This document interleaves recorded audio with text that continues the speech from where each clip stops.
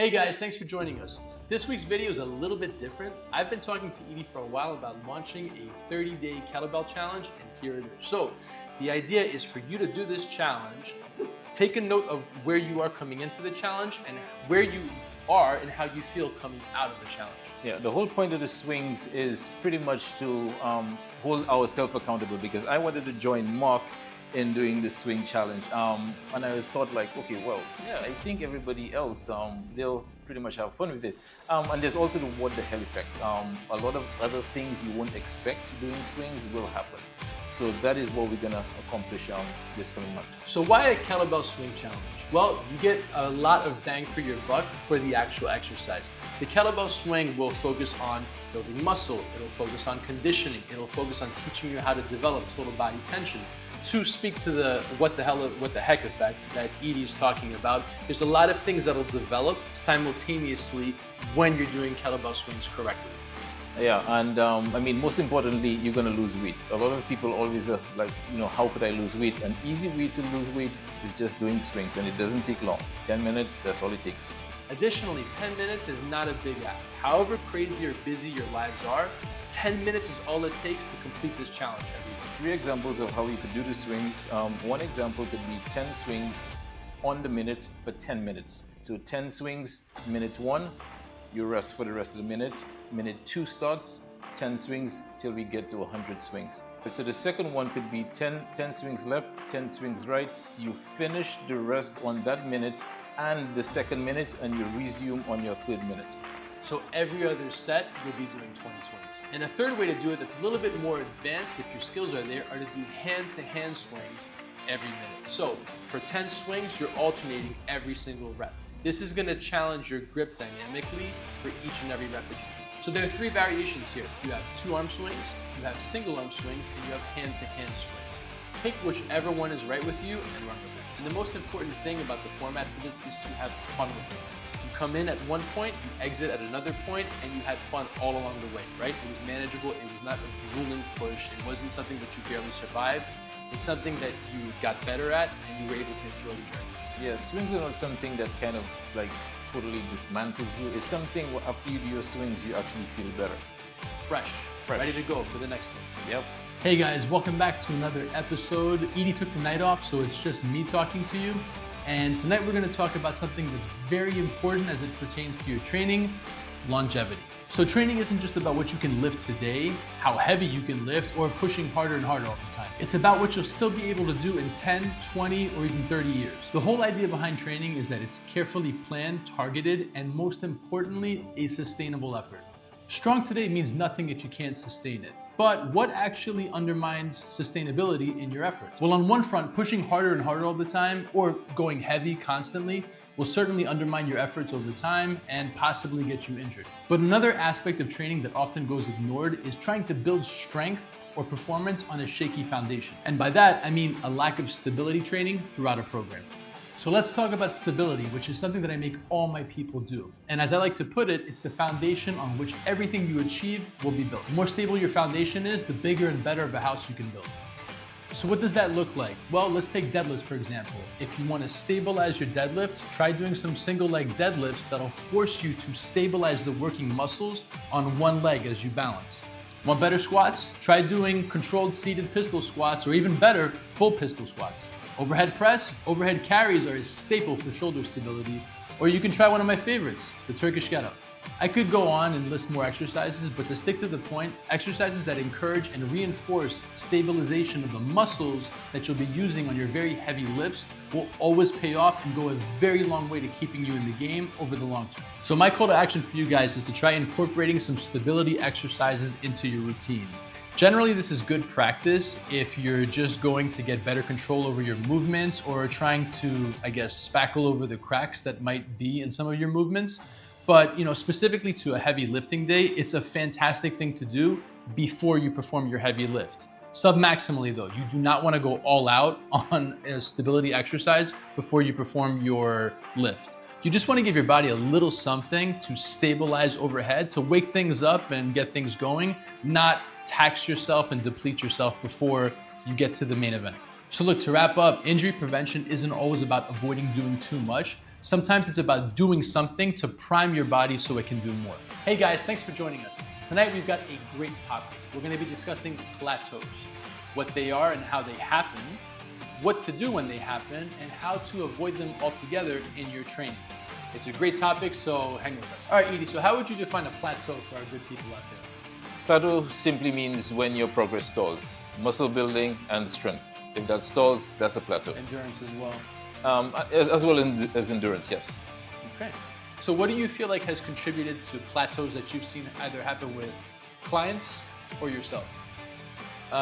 Clients and myself, sticking with one thing for too long. I find generally with my clients, they kind of hit a plateau anywhere from 4 to 12 weeks. If the intensity is high, then I see it closer to 4 weeks. But if the intensity is kind of mid, usually 6 to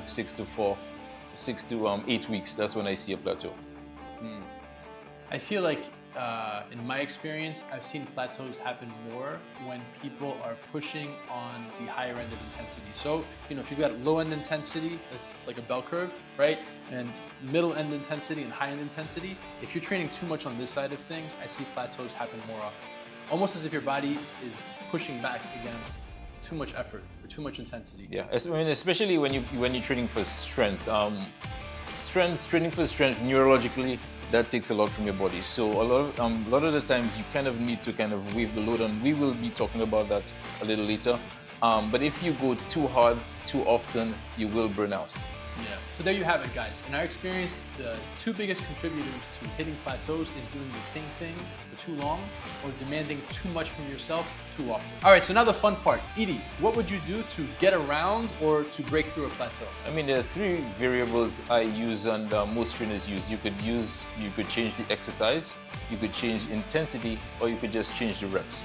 Okay, so you know what? Let's take an example, right? Let's say you're stalling on your deadlift. What would you do to get around that stalling? I would implement I would ease on the intensity of the deadlift, and I would implement some accessory work. So instead of doing a deadlift, you would do heavy RDLs, you would do heavy leg curls and stuff like that. And I just mentioned this on the previous video that we did, but I once hit a PR not having done conventional deadlifts for months. I was doing stability work. I was doing double kettlebell, single leg deadlifts, right? As opposed to doing my conventional lifts, and that got me to the next level. So sometimes doing the same thing, but a little different, can get you through. Yeah, and a lot of times there's just this one specific area you hit a plateau. So say in a bench, you kind of stuck in the bottom, then you do accessory work for that. If you stuck in the middle, you do accessory work for that.